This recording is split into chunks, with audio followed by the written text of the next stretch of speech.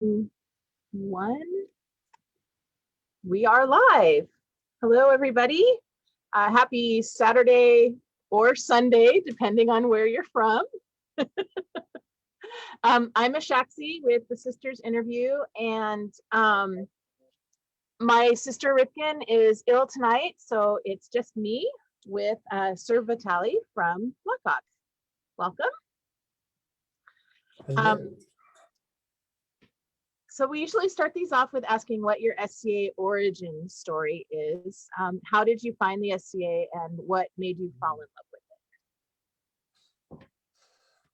I think I'd heard, when I was at university, I'd heard rumours about some sort of a medieval thing going on, and they were very much rumours, and so some friends and we decided we'd just semi-unorganisedly just do some medieval stuff. So I started like making armour and stuff in the summer holidays, and I made some chainmail, which I did. We didn't have the internet back in the 1997, 98. And so I looked up a pictorial dictionary and I saw a picture of some chainmail, and I thought, okay, I can see what they've done there. And I sort of proceeded to make chainmail. It was maybe a year later. Again, there was no internet. There was just a notice on a notice board at university saying, join the current Middle Ages, because a new group had just started up.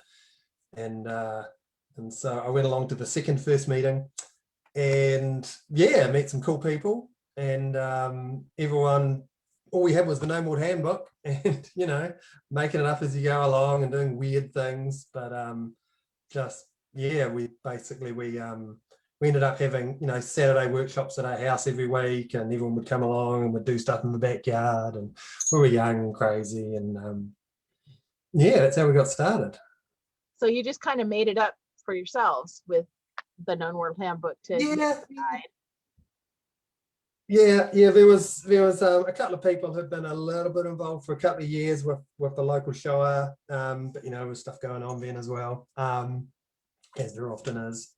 But yeah, it was the Known World Handbook, and guessing, and writing letters to America and maybe getting a response 2 months later. So we're pretty much left to our devices.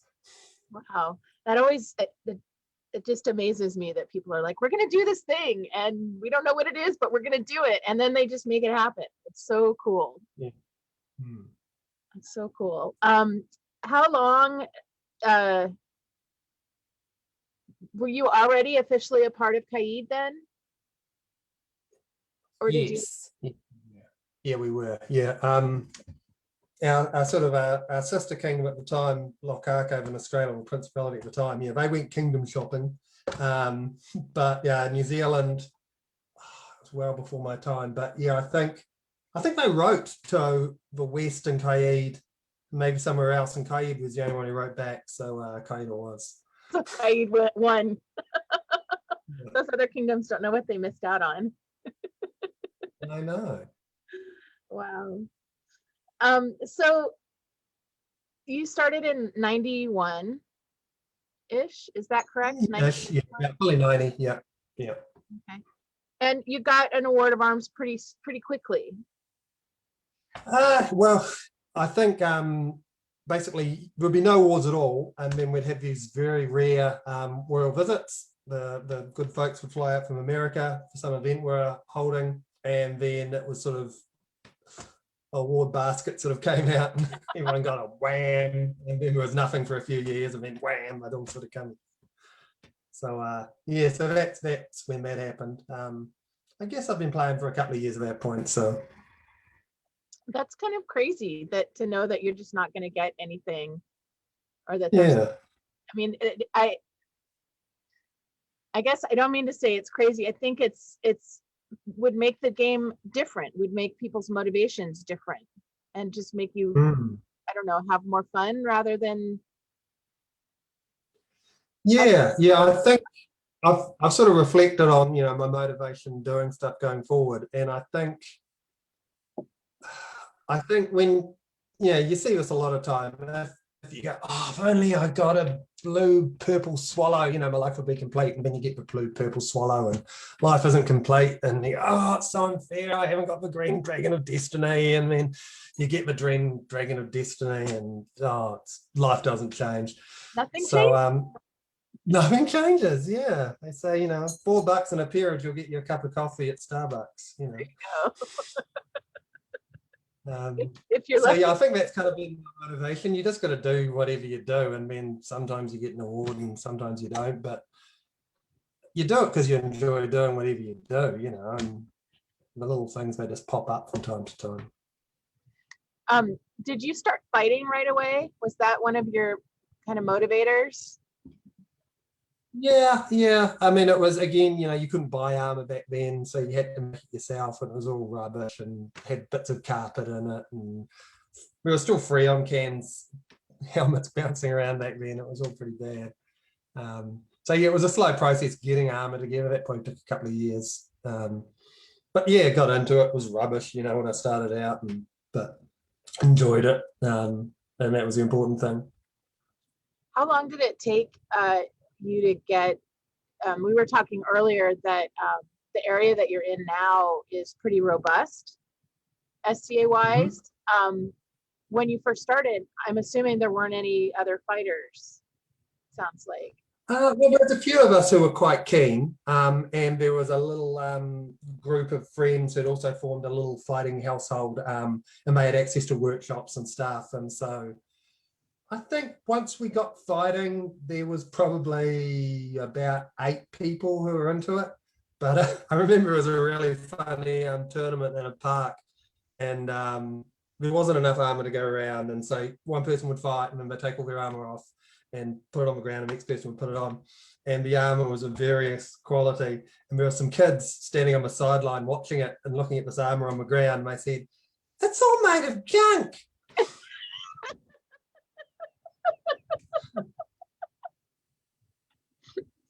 Nice. Yeah, people would like you get cricket is played in New Zealand, so there's cricket protective gear. So I've got friends that just duct tape cricket leg protectors to their arms and stuff. So it was a little basic back in the day. That's awesome. How long before it became a little more sophisticated, do you think? How long did that evolution take? It's been a slow process, but again, it really helped. We had some local people, Master Sigurd locally, who really got into making armor, and a few other guys locally who could make it. I've figured out that I can make okay looking armor, but if I want really nice looking armor, I should just buy it. I made that decision after a few years. And the armor was okay, and some of my helmets are still out there. I still see people wearing it. It's quite terrifying. I saw one like 2 weeks ago. It's like, man, that's that helmet I made with nails and stuff. But I guess they must have been sturdy. It probably took 5 or 6 years. We were getting a bit, and you could start to maybe order some stuff from overseas, but there was some slightly disreputable companies that you'd order from, and stuff would never turn up. So it was okay. Everyone enjoyed it, and there was loaner gear, and it was a community, so it was fun. Awesome. That's awesome. Who were some of the people that were sort of mentors, or if not mentors, people that you kind of leaned on your way through all of this? Yeah, I mean, I'm sort of a self-starter a lot, but I think those royal visits from Kaid were big things for us. We had Patrick was the first king to visit us, who had some very interesting takes on fighting. Then Duke John at Wimpert of Holdingford, that was our big royal visit, and that must have had like 10 people, 12 people came out from the US for that. Wow. And that was really cool. So, and we got exposure to a lot of nights. There's probably about 4 or 5 nights came out on that trip. But then subsequently, Duke Ivan the Illustrated, ex-villain to Ven of Kaid, came out who I ended up being squired to as a remote squire. And it was sort of late in my journey. I was kind of getting close on that sort of cusp, but and it was just a little bit of email stuff and a bit of prodding along and helping in certain directions. But he's a little bit laconic, so not a great one for big long speeches. But yeah, that was just those little visits to sort of pip you along. And I did a few trips to the US as well, which really helped as well. I'd just come on in leaps and bounds when I did that. Oh, wow. Went to Australia and Great West War, and a few trips to Penzance, but I think they might have been after I was knighted.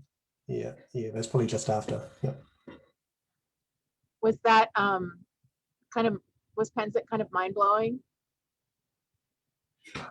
Yeah, it was good, but you take things in your stride. And I was only going to go a couple of times, and then work said, "Oh, we really need you to be in New York in August," and I was like, "Oh, that's really convenient. I might just go a couple of weeks early." I'll just have to take advantage of that. Yeah. I know I went to Penzance within my first 2 years of being in the SCA, and it blew my mind. There's a lot of people at that event. Yeah. And a lot of different cultures happening at the same time. Yes, every level imaginable. It's crazy. So when you were squire to Ivan, did you guys send videos back and forth, or was it too early for that? Again, the internet's wasn't very good even back then. It was just, I'd read The Art of War and we'd talk about that, and I'd talk about ways to integrate that. I was like, there's one bit of The Art of War about, when you're weak appear strong, and when you're strong appear weak. And because I think when you're going from a mid-level fighter to that sort of next step, it's not just about hitting harder or blocking a bit better. It's that mind games and control, and it's that next level. You're changing what happens on the tourney field, not just using your stick. You become a thinking fighter, and able to. I think when you first begin and into mid-level, you just kind of are reactionary, and then you have to make that transition to controlling the fight and making the dance yours. Yeah. And a lot of it's mental more than it is physical. So so we'd talk about that sort of stuff. Awesome. Yeah. Did you also apprentice to somebody or protege to somebody? No. It's just kind of come. No, I didn't. Yeah, I'm just I think, because I had a peerage already, and you feel like a kid going back to primary school sometimes. And so I think, I just sort of do stuff. And I think I had enough wherewithal, having been through the process, I know. And again, with the Pelican, I wasn't, oh man, I really want to get Pelican. There was just work needed doing, and processes needed improving, and stuff needed to be better. And I was doing it because of that. And so, yes, I think I've got like a mixed feelings sometimes. You see people who are sort of really, really wanting a peerage because they want it to happen, as opposed to they just love doing art, or they just love making the group better. And so, I guess maybe I've got that feeling of, and it's not right, but for me, it just felt like, I didn't want to be like a wannabe. Yeah. I think that it's okay to say that you want to be a peer, but I think it's important that it's not I want the thing, it's I want to be like that peerage. My whole philosophy about peerage is that you're recognized as part of the group, because you are part of the group, not because you're getting you've already done the work and you've already grown yourself into that role. Does that make sense? Yeah, exactly. Yeah. So, Because I'm involved in karate as well, and it's exactly the same thing there.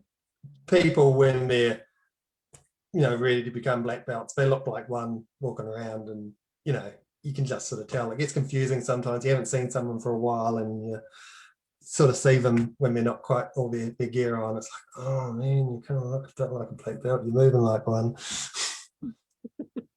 So it's you just become a role, and then the process happens. yeah, And if it doesn't really matter to me. yeah, because you're still going to do what you're going to do. Yeah. Do you have And you got students? that $4 at stake. Yeah, and that Sorry, do I have students? yes. Yeah, I think it's because of my upbringing. I had that distance squire thing, so it wasn't a proper squire thing. It was a distance thing, and I haven't really gotten enculturated in that whole student process, which is something I think I struggle with a little bit. I've had some squires, but my current squire isn't fighting much, which is fine. We're still friends, and we hang out and do stuff. And I'm happy to take people on, but it's something that sometimes doesn't sit comfortably with me, because I'm such a self-starter. I find it hard to become that sort of mother hen role. Yeah. Do you work with people just sort of on an informal basis then? Mentoring? Just anytime anyone wants help or guidance, and I just help people who want help, and we just do stuff and get on with it. I think it's that same approach to just doing stuff without having to put structure around it. Yeah. Yeah. Awesome. What is your service geek? You talked a little bit about putting systems in place and doing what needed to be done. What's your thing with service? Yeah, I think that is it. I mean, I've never been the sort of person who will organize 50 people to, cut down a tree. I tend to, I look at what's going on, and my natural inclination is to go, okay, wouldn't it be cool if things were different in this way?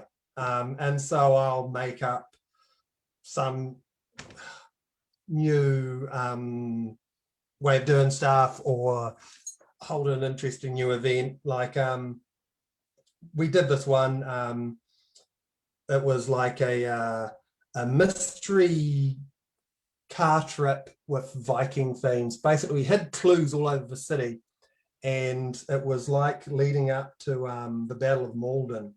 And so you go around the city, and then there was this park you went to, and there was like a little bridge, and the leading up to the story, the Anglo-Saxon story of the Battle of Malden, there's like a battle at a bridge. And so it was with paper swords and stuff, so everyone could take part, but there were some people at the bridge so you had to cross the bridge and have a fight. And so you did that.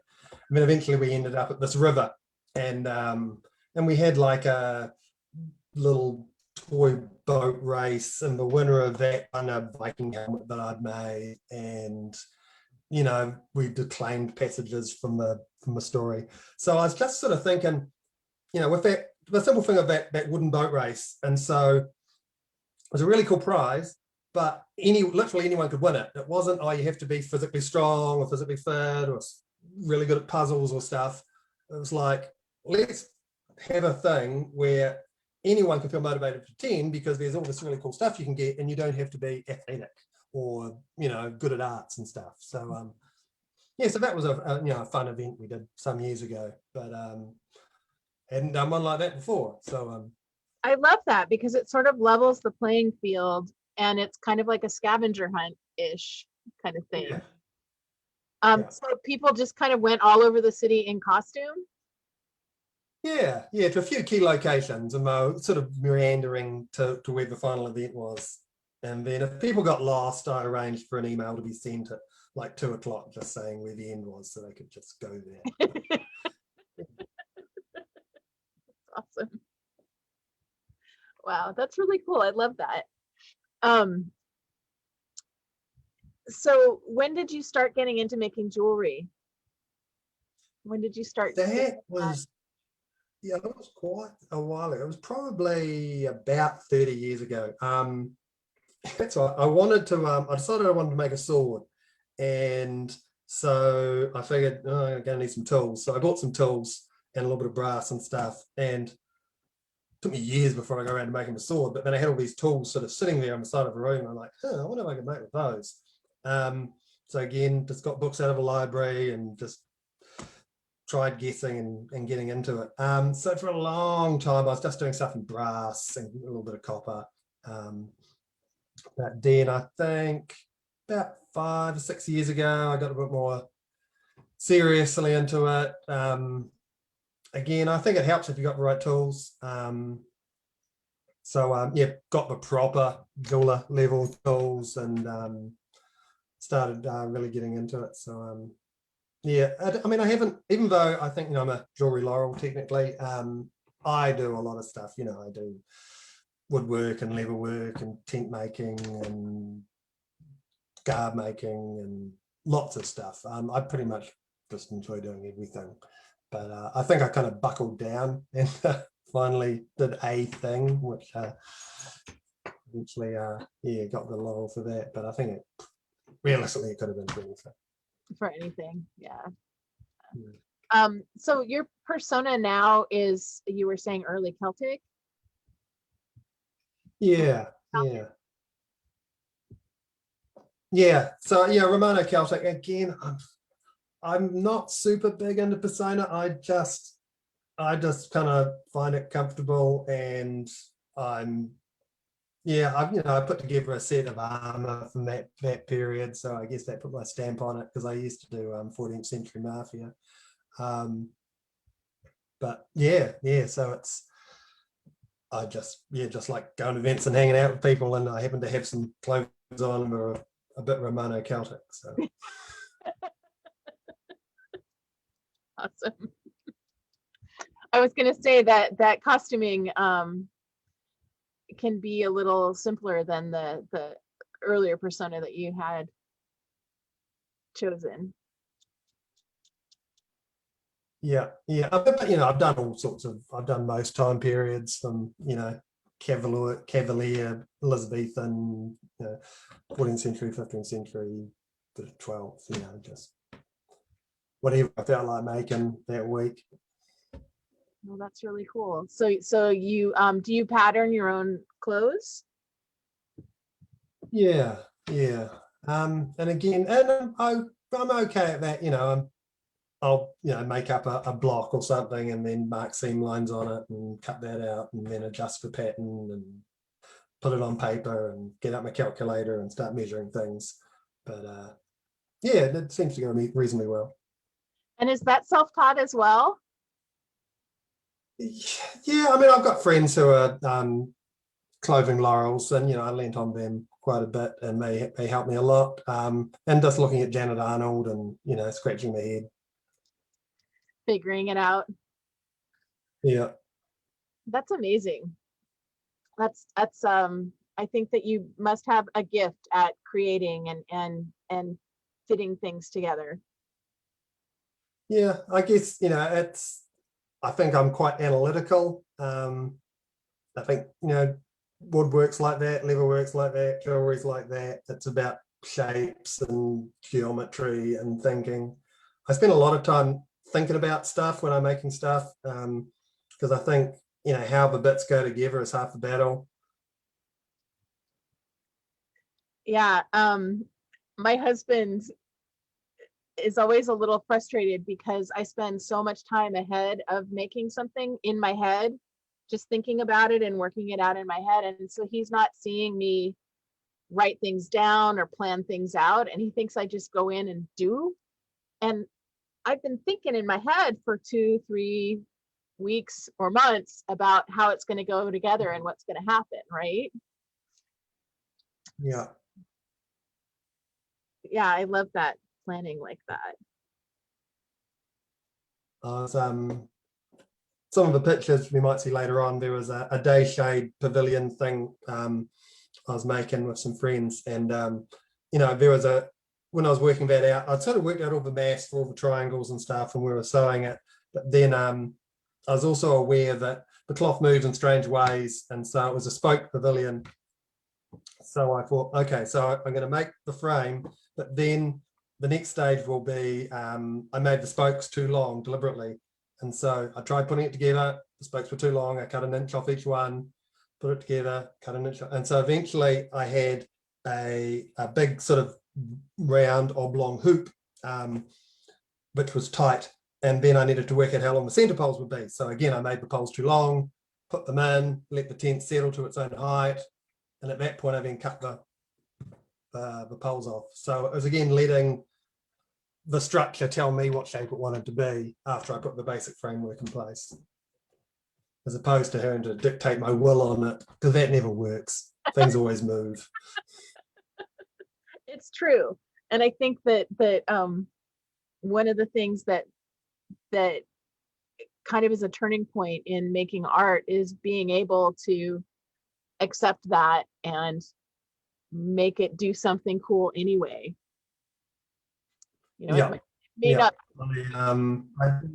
I did pottery some years ago, just modern equipment, and I ended up with a lot of candlestick holders for the reason you'll be throwing like a big pot and it's all going really, really well, and then it gets too thin and it all goes wobbly, and you cut the top off it and you've got some stump of clay and you're like, candlestick holder.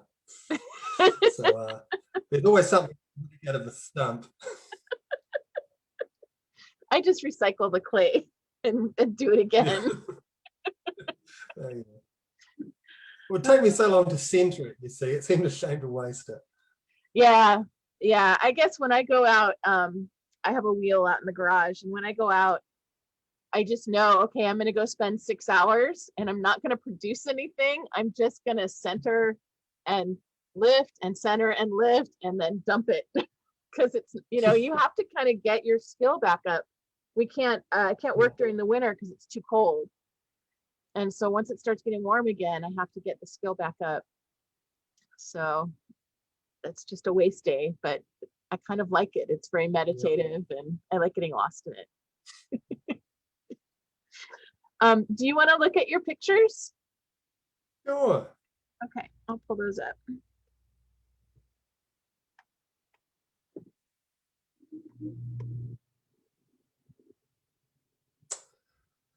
Right, well, that's very tidy. That was a wee initiative I created 3 years ago. Yeah, so we have a big event every February, Canterbury Fair. It's big for us. We get about 220 people from all over New Zealand, Australia, few people from US sometimes when there's not a giant pandemic, meaning we can't travel. So you'll see the tent behind. So that's a tent that had been there for years. Well, when the event's on, where people do woodwork, and they'd have wood lathes and all that wood stuff. And I thought, wouldn't it be fun if we had a place where people could sit around and just hang out and make jewelry? So I acquired canvas and made poles and ropes and a bench thing and covered it in all my very messy tools, and people would just hang out and make stuff. So that was a really nice, it's a week-long event, and I'd just get up in the morning, what am I going to do today? I'm going to sit in the tent, talk to people, and make jewelry. So that was really fun. That's fantastic. So it's just it looks like it's a couple pieces of plywood hinged together with. Yeah, it's on top of the table. You can see the clamps, those little black things. I clamped it to the table. Okay.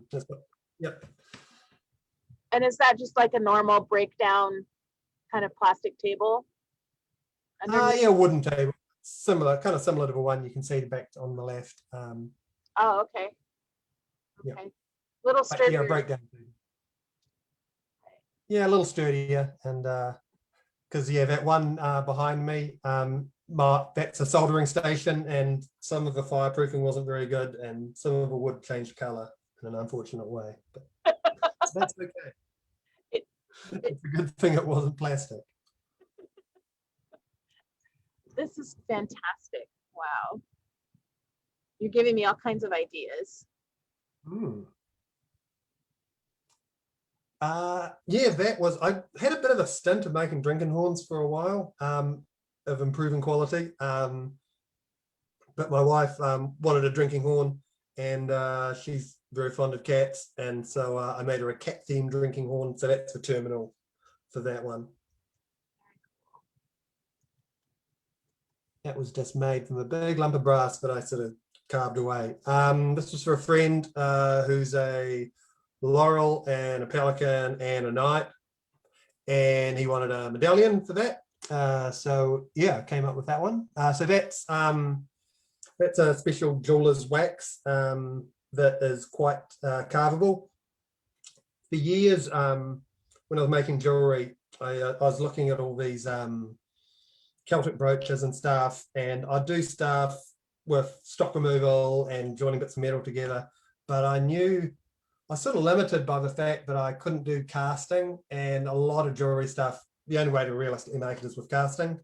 And I had books about burnout furnaces and casting and all this fancy equipment, and I never had it. And I was always on my to-do list to get it. But then I was talking to a friend who makes cast jewelry, and he was like, "Oh, I send it out and get cast." And I was like, "Of course, I could send it out and get it cast." We've got really, really good local places that do that. I've talked to some guys in the US, and they find it can take months and stuff. Sometimes I'll send stuff to get cast and before it gets back. But local places, if I carve something on a weekend and I send it Monday, I've normally got it back Friday. That's fantastic. Yeah. So I think there's a picture later on of how that came out in the end, that one. Yeah, unfortunately, I didn't get them in a good order, so we'll come to it later. Now this one, I'd heard the story years ago about someone. They got their award scroll. They got might have even been their award of arms or something. But instead of getting a scroll, they got like a carved horn for their award. Oh, that's really cool. And so we had visiting king out from Lockhart at our big event in February, Canterbury Fair, a few years ago. And I said, "Look, I heard this really cool story. I've always wanted to do this. Always wanted to make an award scroll as a horn. Have you got anyone who you think that would work for?" And he said there's an award in Lockhart, the Lockhart Order of Grace, which is it's got a deer sort of motif with it, and basically the previous winner makes a piece of regalia which has a sort of a deer motif and gives it to the next recipient. And so the king at the time said, "Why don't you do the Lockhart Order of Grace?" And so I talked to the previous recipient if they didn't mind me sort of swapping in. So yeah, I made this horn, which has a deer theme. There might be another picture of it. So those little clips, like a Anglo-Saxony sort of a deer thing going on. And the runic inscription is Lockhart Order of Grace in the best Old Norse I can put together. Lockhart's arms have 6-pointed stars on them, hence the stars. And yeah, so that was a fun wee project. Awesome.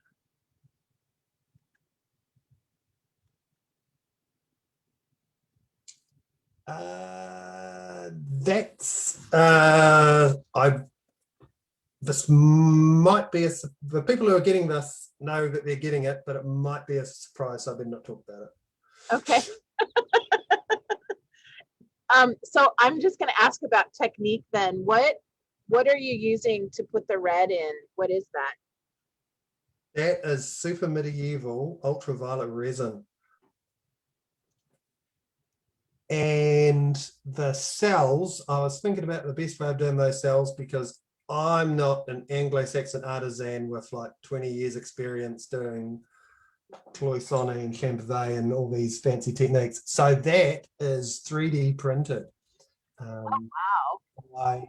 I have a jewelry place I deal with, and so they do like jewelry level printing, and so I designed it in 3D, which I had to learn how to do because I hadn't done that.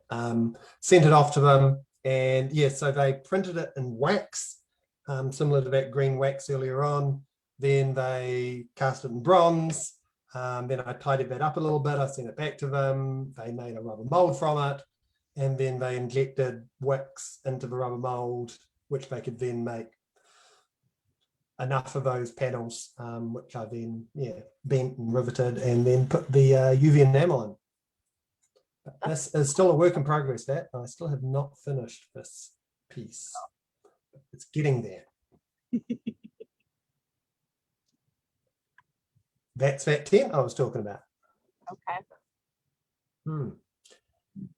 Yep, so that was a fun wee day shade.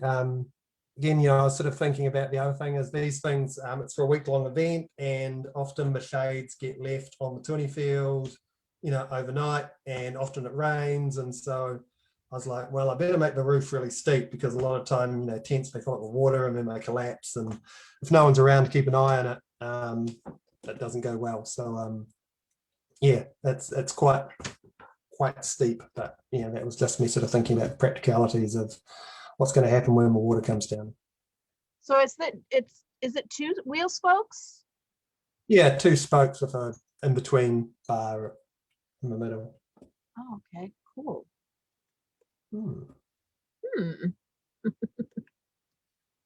And when I was doing those little clips on the side of the horn, I said, I'll get 6 of those in bronze, please. And I was like, send me a couple in silver as well. I'll make something with them. So I had those sitting in my parts box, and I thought, so I did this Thor's hammer out of the same piece. I just sort of reshaped the end and then made the hammer part on the base.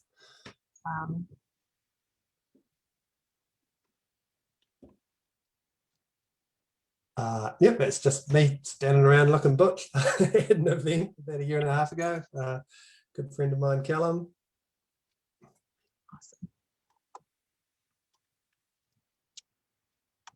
Awesome. This was probably the first drinking horn I ever made. And I felt quite bad about that. I started making it for someone many years ago. Actually, it's the second one I made, because I made my friend Taika was the first one I made. And Taika was in an event, and this fella said, I really love that horn, can you make one? I was like, yeah, sure. And so I was really slow making. I felt really, really guilty. And then my Dremel broke, and it just sat in a box. It was about 15 years later, I pulled all the parts out, and I was like, I got to finish that horn. I feel really bad. And so, finished it off and sent it to him. I was like, oh, wow, I couldn't believe you said it. I've completely forgotten. So, but I got better.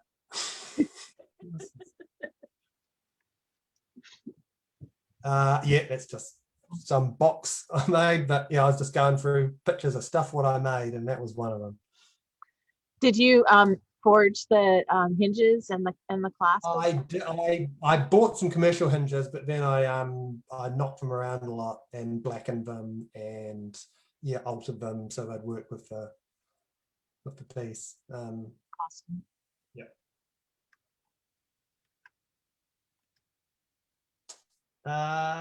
Those were I was at a market, and I made a few Thor's hammers and various other stuff, and then people were coming by and buying stuff, and I was like, I've noticed that 90% of the people who wear Viking are women, and maybe it would make a lot of sense to get a female god that they might want to hang off their beads rather than some male god.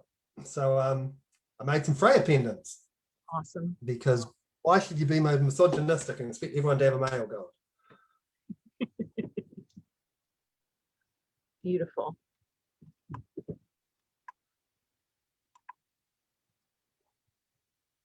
Yes, my infamous belt tip. I've got this belt tip, which is just a regular belt tip that someone made, and I do that thing sometimes where you leave a bottle cap off at the side of your thumb, but then I was like, what would be a really useful utilitarian thing to have? That would be a belt tip, which is also an actual bottle opener. So this is my bottle opener belt tip, which is very curvy bits at the end. But then I gave it a berry theme, so it's got a barley plant on the base, and the tip is a little hop flower. So, That's great. there you go.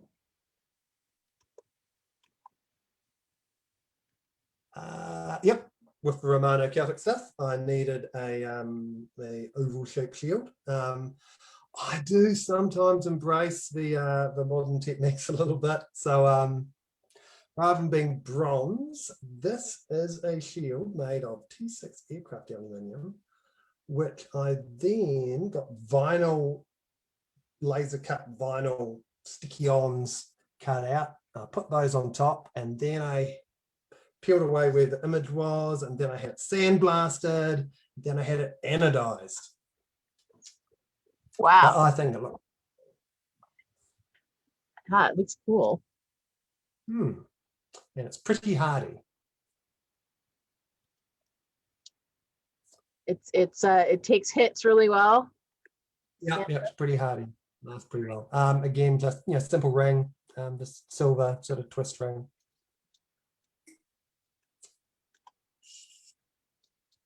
That is the top of the cat themed drinking horn. That wasn't cast, so that was all before I did casting. So that's I just sort of got a big lump of brass and I removed everything that didn't look like a cat. Wow.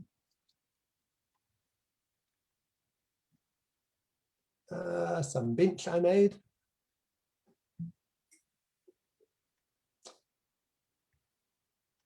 So do you have a full wood studio at your house that you work at?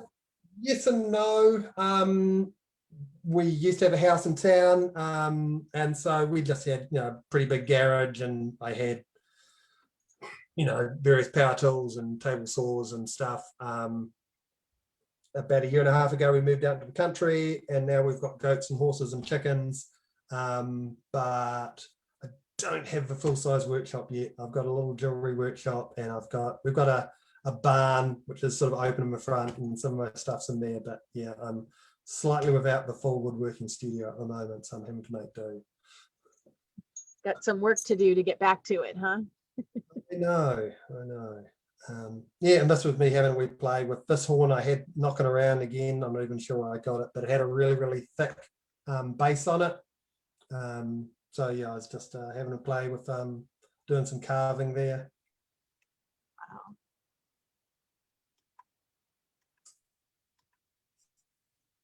Wow. I was gonna teach, if you know Tricom Poly Viking weave chains. Mm-hmm. Yeah, so I was going to do I was doing a class on that at Canterbury Fair, and I was thinking, well, the chains are going to need to be terminated with something. You need to join them on stuff. So I made these little terminals. They've got a hole in the end, which is about the right size for the size that chain typically comes out.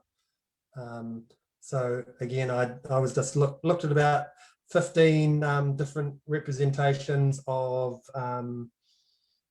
ravens and other birds in Anglo-Saxon artwork. And the way I tend to work is I look at a lot of pictures, I draw a lot of them in a book, and then based on that, I rather than reproducing an exact item, I'll just look at a lot of extant pieces and think, okay, so if I was in an environment where this sort of stuff is going on, what would I make? And so yeah, I came up with this particular design for these birds' heads, again carved in wax and then cast. So you just sort of internalize the aesthetic, and put it through your own filter. I think that is really, it's a hard thing to do, and I think you're doing it really well. Yeah. Again, that's my Romano Celtic armor I put together. Doesn't look like I'm wearing any armor because often you wouldn't. That was me fighting at a Crown event over in Australia. Yeah.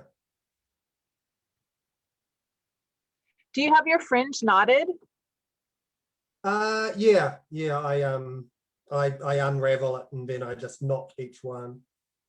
Very cool. And I was a photography student, needed someone in armor to take a picture of, and I happened to have armor. So this is in my 14th century guise. And so, yeah, she took that photo and added a background and stuff. Our local rugby team, it's called the Canterbury Crusaders at the time, and they would have like a medieval thing. And so I'd done, yeah, one of the photo shoots for one of the giant billboards around town, in my armor, just sort of sitting in some photography studio with my armor on and my helmet. You couldn't see who it was, but and I was there, with my hands on top of a sword. And then subsequently, the art director didn't like the pig face bassinet. They wanted a clap visor bassinet, so they just photoshopped a completely different visor on top of my helmet. But sometimes I'd see myself when I was driving around town, and I knew it was me, even if no one else did. That's funny. So you made all of this armor? Yes and no. That breastplate is made from a wok. One of the local guys, Sir Vitale up in Hildhafen, he first came up with the idea. He was cooking dinner with a very big wok, and he went, "Oh, I've got a great idea!" And he dumped the food out of a wok and ran out into the garage and started hitting it, and he ended up with a breastplate. And then that became a thing in New Zealand. I was like, cool, I'm going to make a wok breastplate. They do dent sometimes. I made the Hallberg. Local guys, Sigurd made the helmet, but I put the brass edging on it, and that's got lettering on it and stuff. Got the arms at Penzic, made the gambeson, and Inigo made the arms I'm wearing. I made a knight's chain for him, and he made the arms for me. Okay. Very cool.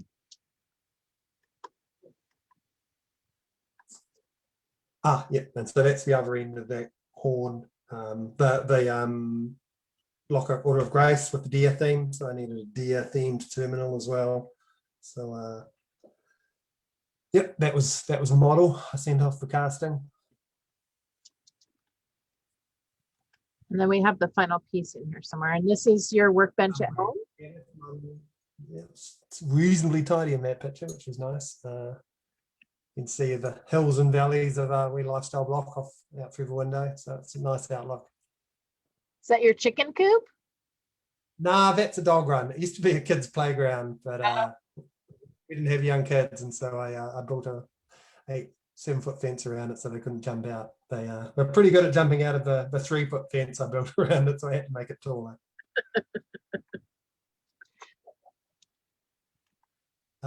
Yeah, that's just an action shot. That was that Thor's hammer just when it was red hot, right after soldering.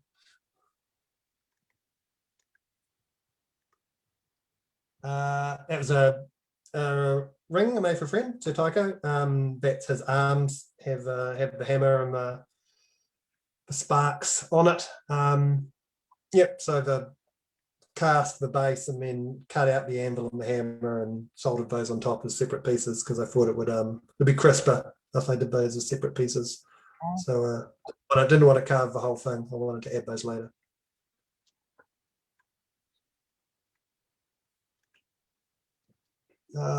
Yep, again there's those terminals and the woven chain. That was the idea I had, and typical sort of Burka Thor's hammer.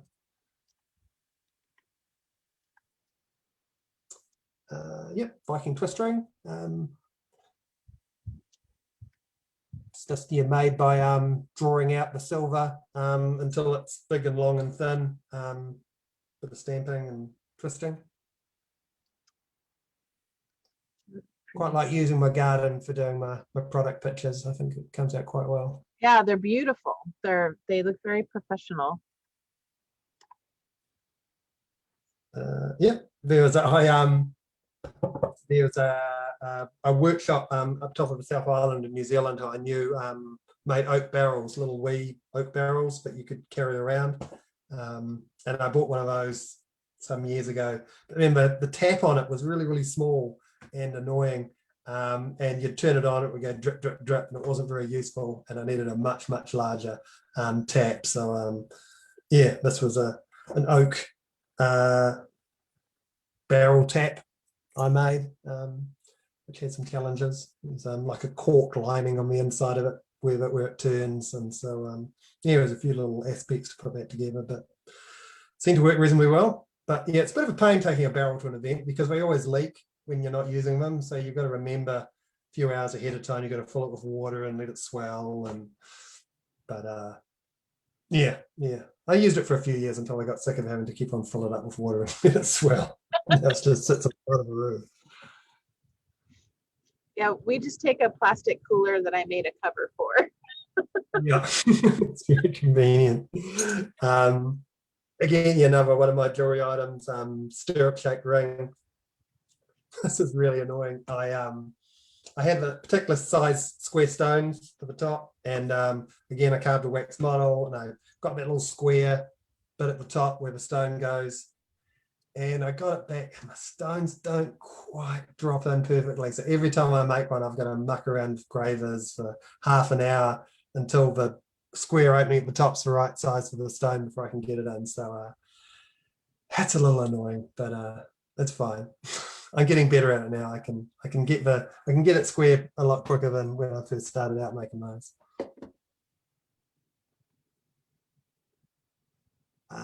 That was, I think, the second thing I carved in wax. I was in one of our jewelry Facebook groups, and someone posted a pelican medallion they'd made, which was very nice.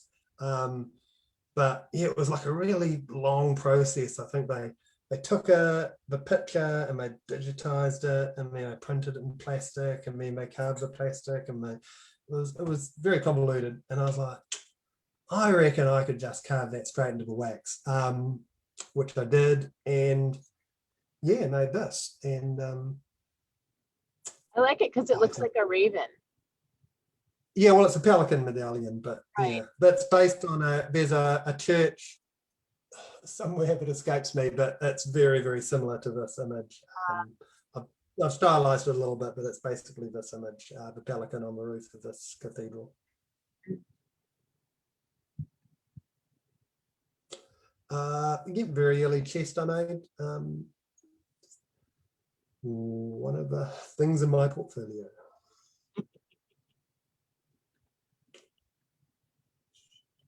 Yeah, I was looking at the Staffordshire hoard. I got a court barony some years ago. Still haven't got around to making my own coronet. That's like the the shoemaker's children never had shoes, and so the jeweler never has any nice sparkly bits. It took me 9 years to make mine. 9 years. Yeah, So I get it. Yeah, I know. When did I get a court barony? The court barony was 13 years ago. So there you go. I'm doing well. But I'm thinking it's probably going to be Staffordshire hoard based. And so this was a prototype for one of the panels. It's not the one I'll use on the actual coronet, but I wanted to try some stuff out, see how well it bent after it was cast. So yeah. Well, I look forward to a finished coronet. Okay, so do I. Yeah, and that's that cat horn full length. Okay.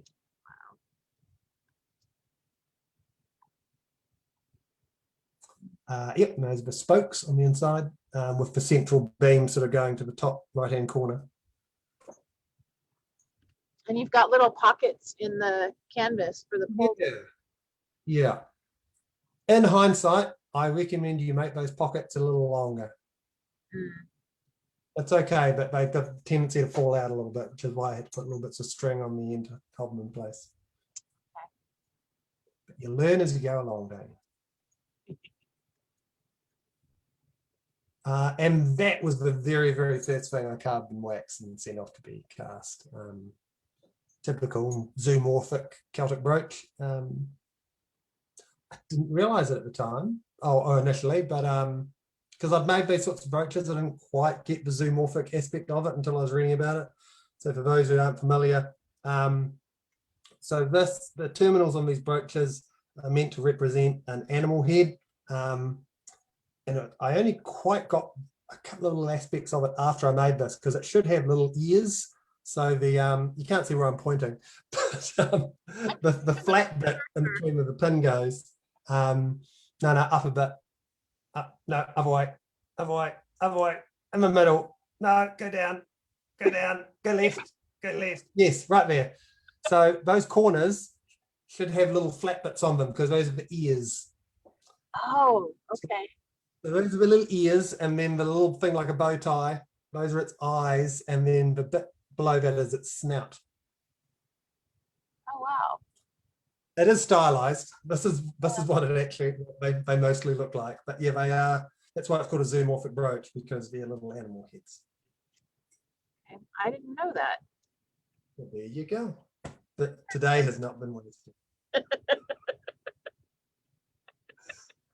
And again, some more woodwork. That's the box that I carry my feast gear and games and other stuff that I take to events.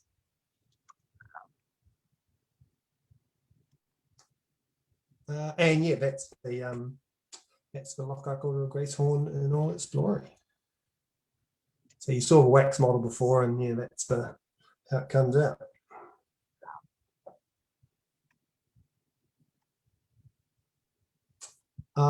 Yeah, that was me. Just there's I can't remember. There's a famous drinking horn in the British Museum, which I spent a long time with my nose pressed up to the glass looking at. But yeah, it's got these little clips and little triangular bits. And again, this was early in my casting career, just doing some prototyping for those pieces.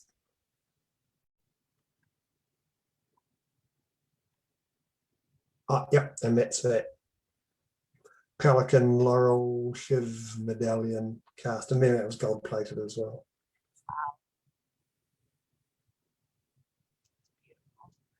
I hope that he loves it. He does. I saw him wearing it just a week and a half ago.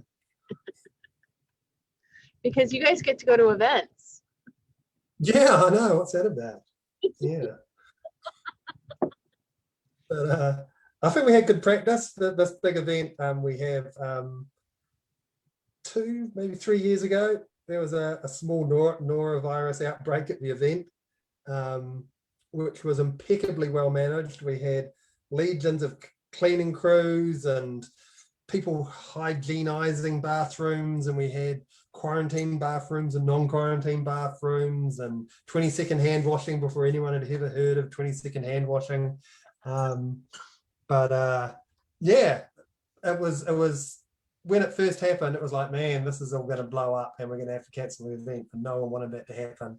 And so everyone was diligent, and there's a few people got sick, but it was all taken care of, and the event just managed to get through. And I think that probably set us up for the unfortunate events a few years later.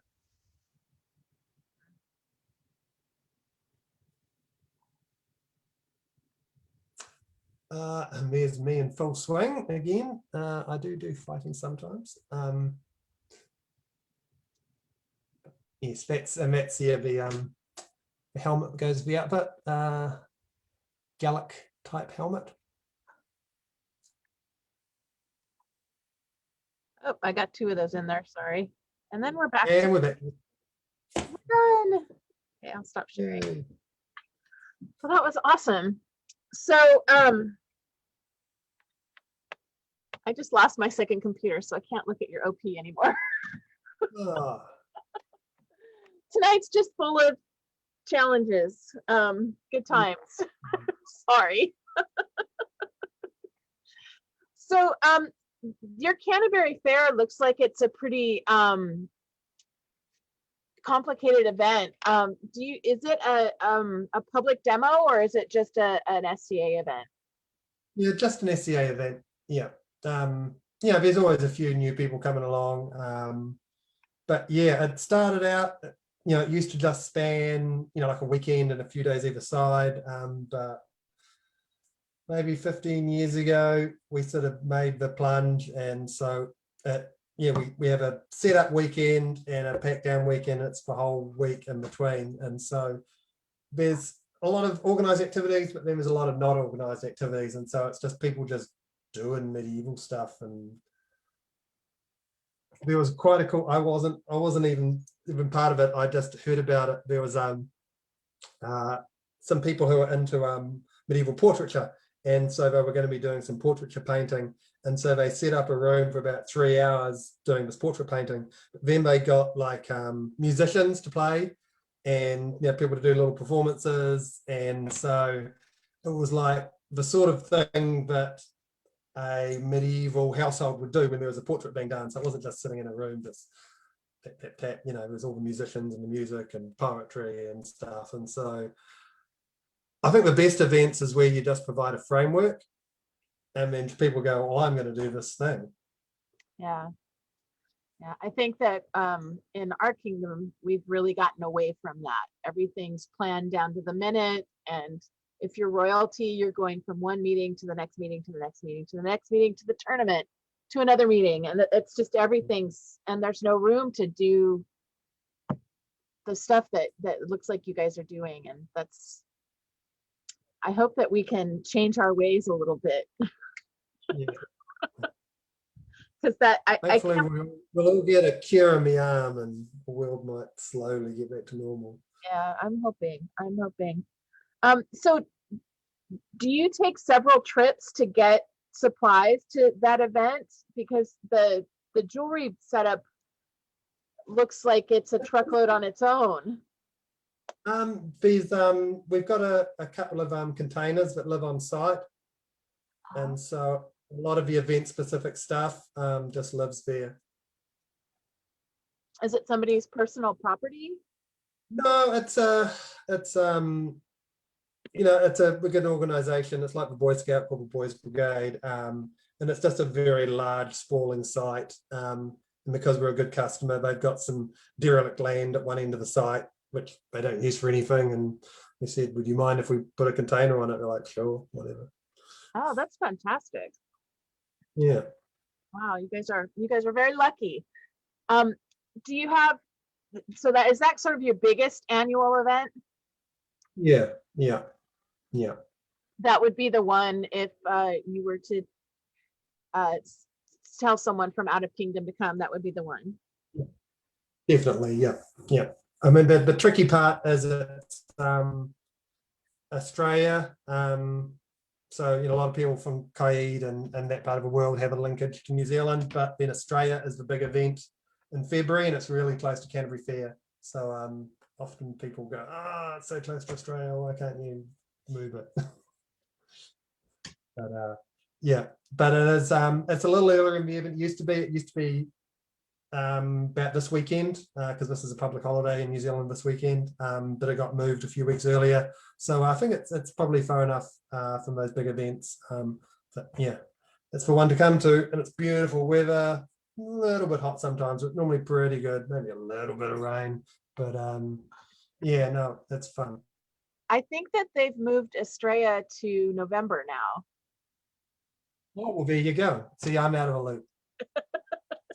Well, I think they just started this year, so we'll see if it happens. Who knows? Yeah, well, I need to actually hold it.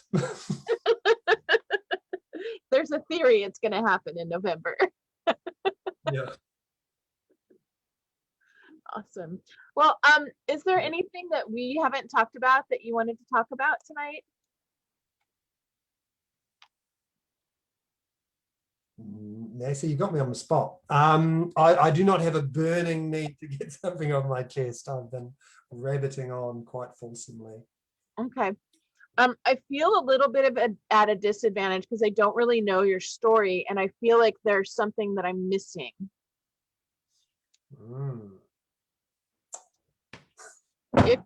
If you were somebody from somewhere else, what would you want them to know about you and about where you play?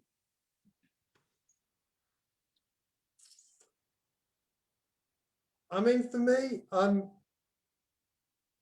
all about, if you want something to happen, you're the one that should make it happen, and then if it's fun, it'll be good. And sometimes you want something to happen and you try and it's rubbish, but at least you tried. But for me, I'm all about just think of fun stuff and do them, and then it'll probably be fun. I love that. I think people spend too much time complaining about what we don't have instead of just making what they think we should have. Yeah, Yeah. Yeah. I love that. yeah. Huh. All right. Well, I don't have anything else. Okay. I'm sorry. um, Thank you so much for taking the time this weekend. And It's been absolute pleasure. well, thank you for me too. And thanks everybody for watching, and Yeah. have a good evening. Bye. Bye.